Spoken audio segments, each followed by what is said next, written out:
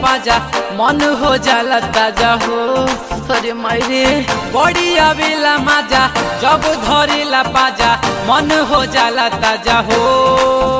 रोज हम के सुता के भुइया सखी टकटरा वाला गावेला सुइया सखी।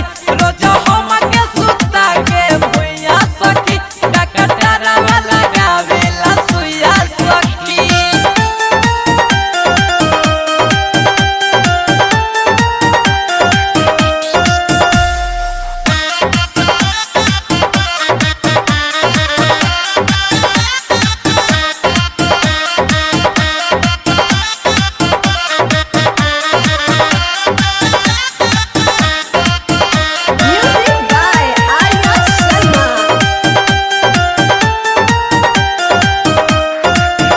गजबे के प्यार करेला बाजा में हम के धरेला।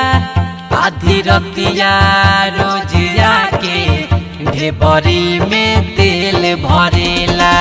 करेला नीचे ऊपर दबेला दम्बर ऊपर खूबे चलावे दम्बर जवानी की कबूतर। सोफा जैसन हमारो देहिया तनिको नाही गड़ेला। भरपूर डोज देवे तनिका बोझ देवे सखी रोज देवे हो। ओही माँ भरपूर डोज देवे तनिका बोझ देवे सखी रोज देवे हो। रोज हम के सुता के भुइया सखी टकटरा वाला गावेला सुइया सखी। रोज हम के सुता के भुइया सखी टकटरा वाला गावेला सुइया सखी। स्टूडियो गोपालगंज।